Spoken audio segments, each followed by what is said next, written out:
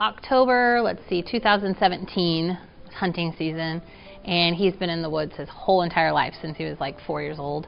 And so he can walk in the woods like most people walk on normal ground, no problems, never tripping, never falling, never having to look down, able to navigate all of that. And then he started tripping. He had something kind of go wrong with his neck, just an injury working around the house that previous summer. And then he started like tripping in the woods and not being able to pick up his foot right. And we thought that was odd. He finally admitted in December that of that year, 2017, that something was seriously wrong. It wasn't just something simple.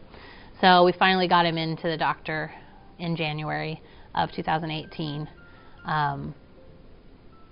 And at first they thought it was just a nerve in his neck that might be an issue. And then we were told MS was the issue, which MS had its own set of complications, but there were more treatments now. It's not the same MS that it was, years ago. And so we were a little bit hopeful. And then we went to a specialist at that point, and the specialist said no, that she couldn't rule out that it would be ALS. So we went to another specialist who also said and gave the official diagnosis on March 8th. So it's of this year? Of last year, March 8th of last year. So at that time, he could still walk. He's a dog trainer, so he owns his own dog training business through our home, and he could still walk 10 miles a day and basically do anything he wanted, with a little bit of complication of making sure he had his foot up so he didn't fall and hurt himself. Then it became when he fell, he couldn't catch himself because then his left arm was going. The next big clue that something was wrong was, they call them fasciculations. So it's nerve twitching. So you kind of see the nerves and muscles just crawling under their skin. And so it started on one arm. I asked nurse friend here, Miss Speak, and said, what's this? And she said, yeah, you need to go in. So we went in, and that has since spread through his body, and now he cannot walk on his own. He cannot sit up in bed on his own. He cannot get in his wheelchair on his own. He can't feed himself. Can't blow his nose. I have to do all of those things for him. Sorry. And since last week, now his tongue is starting to be an issue because swallowing becomes an issue. So yeah. There's zero cure. They have 2 drugs out there, and it's interesting. I think the funding isn't out there is the big problem, and that's why we're a big part of the Midwest ALS chapter of the ALS Association. Because there's not a lot of funding for research out there, because there's not as many people affected with it as, say, cancer. Cancer is devastating and terrible. I'm not saying it's not, but there's a lot more treatments out there due to mostly just the number of people that have it. ALS, they don't have that many. And so they have 2 drugs out there, and when you ask doctors, okay, well, what do these drugs do for me? Well, they can prolong their life 3 months-ish is all they can say. But really, my husband chose not to do those because they are more invasive. It's more time in the hospital, and he wanted to spend his time at home, not in the hospital, because they don't cure anything. And so he also asked, the big question was, well, is the 3 months I'm getting, on average, good months? So months I'm able to walk and talk and, hang out with my family, or is it 3 months of struggling to breathe and things like that? And they couldn't say which one it would be. So, someone diagnosed with ALS is usually given 2 to 5 years. So we estimate to already be about 3 years into that max 5-year journey. There are people like Stephen Hawking that are fortunate enough to live longer than that. Stephen Hawking was somewhat physically active by what I've read about him, but he was more in his mind and research and things like that.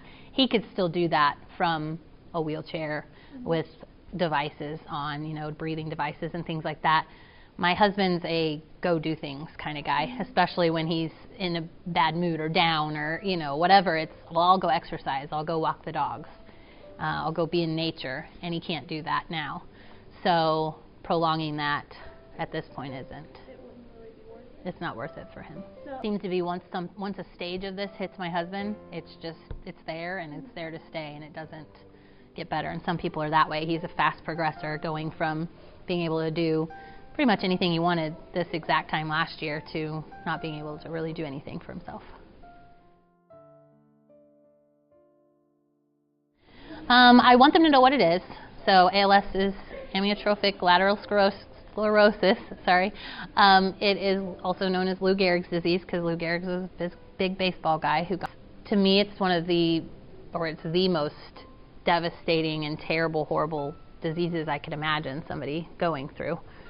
Because basically what happens is every muscle breaks down, starting with differently. Some people start in the throat. They call it bulbar onset, where it's like the throat and mouth and talking. Others start with limb onset, which is their arms and legs, like my husband. But eventually, all of the symptoms ravish all of their body, regardless of where it started, to the point where they can't breathe anymore because their lung muscles, their diaphragm and lungs don't work anymore. So they can't get a full breath in. So they pass away basically because they suffocate to death. They can't breathe anymore because the apparatuses in their body that make that happen can't do it.